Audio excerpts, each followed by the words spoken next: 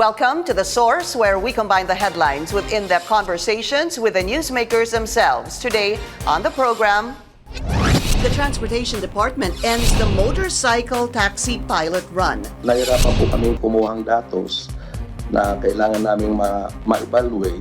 Ordering the arrest of motorcycle taxis next week. We were also restrained from doing some of the guidelines that we outlined. Lawmakers question the move.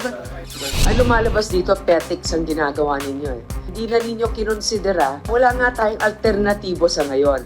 While commuters show outrage online. Kakaroon ng paraan na mag-collaborate, no, at usapan na yun lang naman po yung hingi namin na talagang mapakinggan po lahat. The future of motorcycle taxis in the country. Technical Working Group Chairman Antonio Gardiola and Angkas Chief Transport Advocate George Royeca join us live.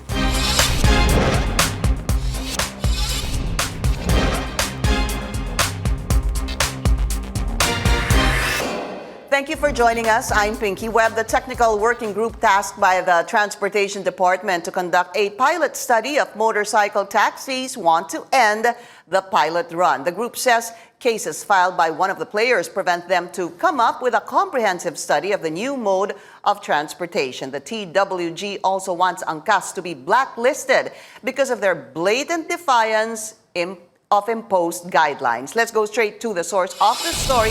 First, we have on the line Technical Working Group Chairman Antonio Gardiola. General, welcome to the show, sir. Yes, good morning, ma'am. Good morning, ma'am, sir. Pinky. So, give us an update, sir. Will the motorcycle taxis be considered illegal by next week? Yes, ma'am. With the recent development kahapon po during the Senate hearing, the sentiments of the honorable senators is to continue the study. And I've already talked with the Secretary of Transportation. We will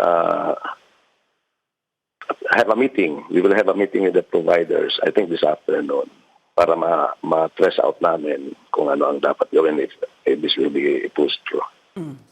So, right now, as we speak, hindi pa ho kayo sigurado kung itutuloy o hindi ang pilot run. Tama ho? Itutuloy po natin yan. Itutuloy natin yan. But then we will come up with guidelines. We will talk with the providers with guidance of the Secretary po. So, tuloy ang pilot run? Itutuloy po natin. Okay. Because you considered, sir, some of the sentiments of the senators during yesterday's hearing. Of course, opo, ma'am. And even the resource persons, there were resource persons present during the hearing. Why did you not consider this prior to making this announcement, sir, that you wanted to end the pilot run? What made you change your mind yesterday from the earlier decision to end the pilot run? It was the sentiments, of course. It was the need. I understood the need of the commuters as an alternative mode. I understand that. But then on our group, on our technical working group, we find it hard really to come up with data because of the legal moves being done. So kagaya ng we set guidelines para kasi po yung the first technical working group, nahirapan silang to come up with an evaluation kasi mag-isa po yung participant noon and only one is submitting report. Opo. Then yung dating technical working group, wala silang parameters to evaluate or to counter the report being submitted. That's why with the creation of this new technical working group, nag-outline po kami ng guidelines para malaman natin, we can evaluate reports, and we added 2 more participants, just like any study. Kagaya po ng any study, we need samples. Apo. Mahirap mag-eksperimento na isang sample mo. So we come up with 2 additional players so that we will come up with a viable and comprehensive evaluation of any data that we can gather. I hope you don't mind, General. No, I wanted to ask you again, what made you change your mind? Of course, as I was saying, it was the sentiments of the honorable senators. Siguro na nagsalita. And of course, the request of, kinausap din pa ako, dumaan sa akin si Senator Bongo, and he told me that mag-usap kami ng Angkas and other providers. Opo. To consider kasi sabi ni Senator Bongo, dapat ituloy natin to. Okay. So, yun nga po yung sinabi ni Senator Bongo na ituloy dapat ito. What did Secretary, sabi niyo po kasi kinausap niyo si Secretary Tugade. Ano po ang sinabi niyo kay Secretary Tugade and what did he say to you, sir? Nag-usap po kami ni Secretary, reported to him. Even Senator Bongo also talked with Secretary Tugade. Opo. So parehas po yung aming so I requested from Secretary that we meet and ganoon din po ang niya, we have to meet today kasi bukas there is another congressional hearing. So we need to talk with the players within today. Para meron na tayong guidance kung anong gagawin with the pushing through of this study. So how I see tomorrow, sir, what's going to happen is meron na pong guidelines that they can all work on, yung tatlo pong motorcycle taxis. Yes, malamang ngayong hapon po siguro within this day pag meeting namin ni Secretary, with the Secretary together with the three players. Opo. Would you say, sir, nagkamali ho kayo sa inyong rekomendasyon? No, for me, kasi mahihirapan kasi. Hindi naman po yung sinasabi natin ang gulong ang gulong nagagalit o gumaganda. Hindi po yun po. Kung ikaw po ay nagpapatakbo ng pag-aaral po, mahihirapan kang kumuha ng datos when you are being restrained. Yun po kasi ang point namin. Malapit na po. Actually, itong extension supposedly is to wrap up on March. Mag-wrap up po yan. As of now po, wala pa kaming nakukuhang datos because of these restraining orders. We have the guidelines. Mahirap din pong magpatupad ng pag-aaral, setting a guidelines na hindi naman sinusunod. Magulo po kasi without regulation, it is anarchy. Mahirap po, mahirap. Kagaya nun sa one of the guidelines po doon, nakapalaman sa guideline is pag-aaralan natin to sa area lang ng Metro Manila and Metro Cebu. But then nag-ooperate na sa other areas like CDO, Oro, Jensen, and even in Pampanga. So, mahirap po ipaliwanag. Magulo po, nagugumugulo ang pag-aaral. Parang pakiramdam niyo ho ba, General, ay tila hindi kayo sinusunod? Gano'n na po. Hindi lang pakiramdam, hindi lang po talaga sinusunod. Hindi lang nasunod hindi sinusunod. So, ano pong use ng guidelines na actually this was set para makagather nga po tayo ng data. This is a system set para makakuha tayo ng data, yung pagkukulang na data ng first PWG. Ito po ang pamamaraan para makagather tayo ng data. But I remember, sir, as Senator, I don't precisely remember who, was saying that they don't buy that. Hindi nila tanggap yun na hindi kayo makagather ng data because the Senator was saying you can still gather data even if there were court cases, sir. Well, kagaya po kasi ng sinasabi nilang there are accidents, may data ang MMDA, may data ang Highway Patrol on accidents. Meron po talaga silang data. But yung data po nila ang motorcycle accidents is generic. Ibig sabihin po, hindi naman naka-indicate hindi naman naka-indicate doon kung yung nahuli, yung na-aksidente is a motorcycle participant of the study. That's why ang isa po nating ginawa dyan is pinare-register natin yung mga in a given cup, pinare-register natin yung mga participants so that we can counter-check. Yes. Itong mga lista, itong 10,000 from Angkas, itong 10,000 from Joyride, itong 10,000 from Move It, ika-counter-check po natin yan sa MMDA kung nagkaroon sila ng violation, kung nagkaroon sila ng aksidente. Right, sir. So that's our means of being able to gather data. Yun po ang pamamaraan sana natin. Very few questions, sir. I hope you can answer very briefly. Do you still want to blacklist Angkas? Ano po yun? Gusto niyo ho bang i-blacklist pa rin ang Angkas? Ayun po ang pag-uusapan namin with Secretary Tugade mamaya po. Okay. At yung cap ho ba ay you are considering possibly increasing the cap, sir? Ganito po kasi, sana po maunawaan ng players. Kasi po, naglalagay po tayong cap para hindi po magulo ang pag-aaral. ang sa atin po, dapat po, nasa konteksto tayo ng pag-aaral. Ang nangyayari po kasi pinapasok natin ang konteksto ng ekonomiya. Pinapasok natin ang konteksto ng livelihood. Hindi naman po yan ang pinag-aaralan namin. Kung kikita ba kayo, kung kailangan bang mayroon magkaroon ng trabaho. Sana po matapos lang itong pag-aaral. Then by then, ang mag-benefit po talaga nito are the riders. Kaya lang po, we are setting this cap. Just like in any study, we need to regulate. We need to set a setting cap for us to have a good output. Okay. Yung the issues you raised, General, tulad ng yung napakahirap kumuha ng data at halos parang sinasabi niyo din po na nakikriticize ho kayo sa social media, gayon din dahil sa pag-stage ng protest at rallies ng Angkas. Lahat po yun ay tatanungin namin kay Mr. Royeca. He is beside me right now. All the points you raised, sir. Maraming salamat po and we look forward, sir, to anong kalalabasan ng meeting mamaya. Apo. Thank you, ma'am. Maraming salamat kay Technical Working Group Chairman General Antonio Gardiola. So, with us in the studio is Angkas Chief Transport Advocate George Royeca. But before he answers all the points raised by General Gardiola, we'll be taking a short break. We'll be right back.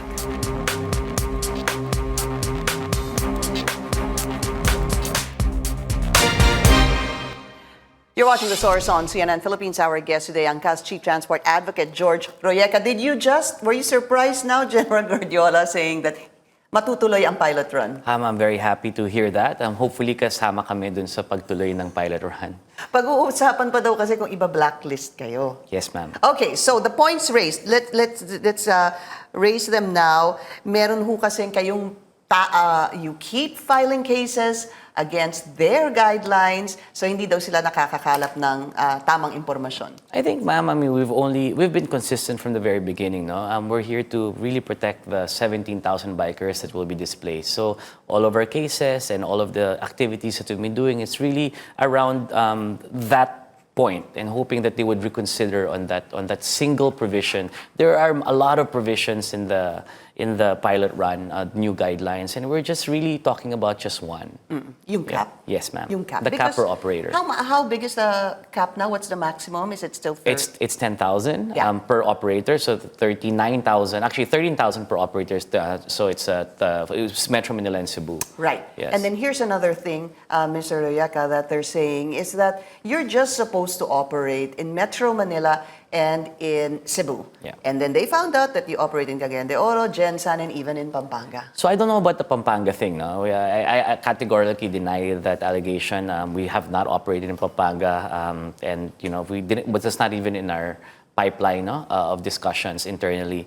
Now, for General Santos and Cagayan de Oro, we try to open in cities through a padala service. And then from there, we talk with the LGUs to see how we can work out some sort of transport service. Now, in Cagayan de Oro, there's a city ordinance. So we didn't really know that, you couldn't operate outside of the pilot, provided that there was already a legal framework in place, right? Legal po siya kasi dun eh. And I think, with all honesty, I'm really here in the spirit of collaboration, but hindi naman po sila nanguhuli ng habal-habal dun eh. Yung Angkas lang po yung nahuli nila. So parang sa akin, I feel like we've been singled nakatago out. ata kasi yung habal-habal. Kayo That's naman true nakalabas. also. That's true. Meron kayong May t-shirt, uniform. may jacket, meron kayong helmet. Kitang-kita kayo, di ba? But I think also, the flip side of it all, marami na pong mga LGUs really clamoring for this, and they've done their own ways to be able to legalize it, create a framework. Sana naman bigyan din sila ng pansin, and maybe that's something that we can consider to put into the pilot so that everything is under the supervision of the DOTR. Sabi ni General Gardiola, it's as if, I asked him, parang hindi ho kayo sinusunod. Sabi niya, oo. Sinusunod na po namin. In fact, kami po yung unang nag-comply dun sa 10,000. We sent our partial list a day after, Sunday, I think, before the effectivity. And tuloy-tuloy lang po. And hanggang ngayon, kami pa lang po ang nakapagpuno ng 10,000. So, we've been compliant. Bumili po kami nung nagsosource na kami nung belt na may handle. Na may handle. The problem is we have a big fleet and we don't know how many we're gonna buy. What's the course? So really, it's really just one point of contention. And I just want to clarify that. I mean, we've always wanted regulation legislation. And talaga, we're in the spirit of working with the government. Kaya nga po kaming lumabas sa kalye dati, hanggang ngayon lumalabas pa rin kasi gusto po namin ma-regulate. But it seems, Mr. Royeca, yung paglabas ninyo, yung show of force nyo sa EDSA, yan ang tila hindi nagugustuhan ng TWG. Was it wrong for you to have done that? I mean, hindsight is always 2020, right? I mean, I've had to make very, very hard decisions in order to, really, look out for, not just the Angkas bikers, but the passengers that will ultimately suffer because of, certain provisions. And, at that time, it was given to us on Friday. It was effective Monday. I didn't see any other choice but to take it out to, to the people. And I think at the end of the day, yun po transparency po talaga Dapat po talaga, we can consult with the public, what they want, how they want to move forward. At the end of the day, this is for them. It's for the commuting public. Hindi po to away sana ng TWG at ng Angkas. This is bigger than us. Because even in social media, it seems that the public is siding more with motorcycle taxis rather than government. Well, I don't envy the position they're in. I mean, at the end of the day, I really believe, and I firmly believe this in my heart, pareho naman yung pakay namin. We want to serve the commuting public. We want something safe and efficient, and they want to be able to regulate it. But, may mga konting gusot yan. The difference of opinion will always happen. So hopefully we can set that aside, in deference to what the ultimate goal. What about foreign ownership? You violated the foreign ownership. So, a lot has happened over the last 3 years. I mean, in the beginning, this was really all an app. Eventually, there were regulations that was developed or discussions and regulations. In fact, there's still no law. But we've corrected that already. I mean, I own 60% of the company. And that's something that's, I think, that's old news. So I'm surprised that that's being taken up now. But hopefully, we've laid that to rest. So there's two issues there, just to bring this again forward. Yeah. One is, you're saying there's really no law that covers Angkas right now. Yes, I mean, rightly or wrongly, right? I mean, there's no law to regulate it, and in the absence of the law, Congress is looking into this. That's why Congress is looking into this, and we also had a declaratory relief in the RTC asking na, who's regulating this, or is this under any agency? So that's still pending. Yeah. Because if it's under public transport, it would have to be majority owned by a Filipino. Correct? If it was a public transport utility vehicle, yes. And yes. But you said that you also fixed this already, and you own 60% of Angkas right now. So tell us more about yesterday's hearing. I know that during the break, I asked you if you were surprised with that move of the TWG, and you said you were. Nagulat kayo. I think we all were, no? I mean, everybody in that room, including the senators and the stakeholders, were very surprised.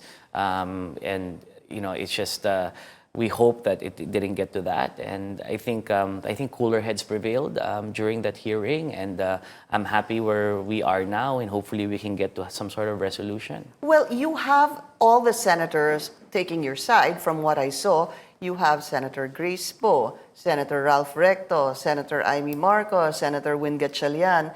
I think Senator Pimentel, I missed that part though. He Senator was also Joel Villanueva also Senator Bongo. So and especially Senator Bongo. I know that Senator Bongo even went out kasi nandun nakabantay yung mga Angkas drivers. Yeah, I don't think they were for me. I think they were for the industry, the motorcycle taxi industry, and this blacklisting kasi it's something that can be avoided. I mean, I don't believe that we are grossly defiant. We are just talking about one provision, and sana makita rin po ng gobyerno yun. And yung 30,000 cap. Yeah, and it's really anti-competitive. I mean, I know they're saying it's not economy, but you're also selling to the public. You're running a business. Even if it's under a study, it has to approximate what's going to really happen. Yeah. What you said was it's anti-competitive and morally wrong. Yes, ma'am. All right. A statement by the chairman of the committee yesterday, Senator Grace Poe. Do we have that? All right. So, yan naman po ang naging tugon ni Senator Grace Poe sa naging hearing kahapon. There were a lot of other feedback and reaction on this, even with the senators themselves questioning si General Gardiola. And as we mentioned a while ago, we spoke to General Gardiola and he said, that is the breaking news now, na magpapatuloy ang pilot run ng motorcycle taxis. So, moving forward, he said though that magkakaroon daw kayo ng meeting today. Yes, ma'am. Okay.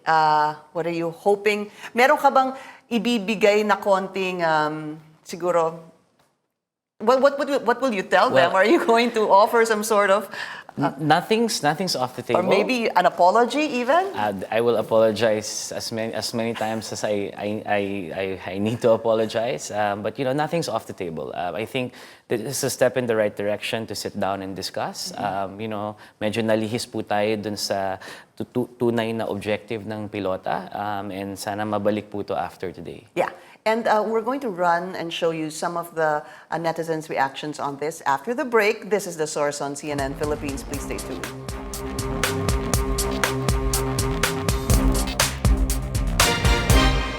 You're watching The Source on CNN Philippines. Our guest today, Angkas Chief Transport Advocate George Royeca. We want to show some of the tweets we saw yesterday after that hearing. One is from Bianca Gonzalez in Tal. She said that, ano daw niya to, before, just to put this into context, sinabi niya, literally, nasa harap ko sila, nag-uusap kasi naghihintay ng pasahero. Nasa bag daw yung extra helmet, so hindi mo talaga malalaman na habal sila. They can also easily say, kapatid o kaibigan nila ang sakay nila. They have their ways. And that was her tweet. Did you see that, Mr. Royeca? Sabi niya, sabi daw ng Habal 1, wala na angkas sa Monday. Sabi ni Habal 2, yes, sa atin na mapupunta ang kita. Sabi ni Habal 1, ang sikreto dyan, pare, huwag ka magpahuli pag magsasakay. Di naman nila mahuhuli kapag nakaandar. And Habal 2 says, abutan mo na lang. So, situations like that, obviously, you're aware that this happens. I mean, even right now, habal-habal is rampant, and we know that if the motorcycle taxi industry is, closed down, they'll all go back to doing the same thing. It won't stop. It'll proliferate. It'll continue to proliferate. And yung mga habals are high tech now. They're not street hailing. They're doing it on Facebook. Yeah. I see. So you Yes. can get a habal-habal through On Facebook. Yes. Okay. There's so many groups out there. We think that the community is about 500,000. It's quite substantial. The community is 500,000 Yes, of? well, both bikers and passengers, across multiple pages. But, Yeah. it's quite substantial, diba? They'll find a way. Alam mo, Pinoys are very enterprising.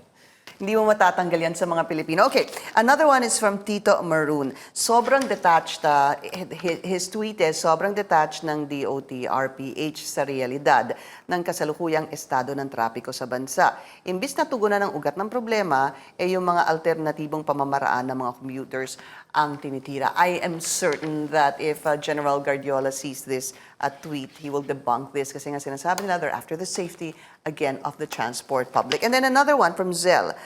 Palibhasa kasi may mga sarili kayong kotse na nakakadagdag sa traffic at di kayo nahahassle na tumayo sa bus, malate dahil sa traffic at pahinto-hintong sasakyan kasi may mga sasakay at bababa. Imbis na gawin nyo ng solusyon, mas lalo nyo lang pinahihirapan ang commuters ng bansa. At least with the Texas, our tweets were showing, they're obviously taking the right of the motorcycle taxis.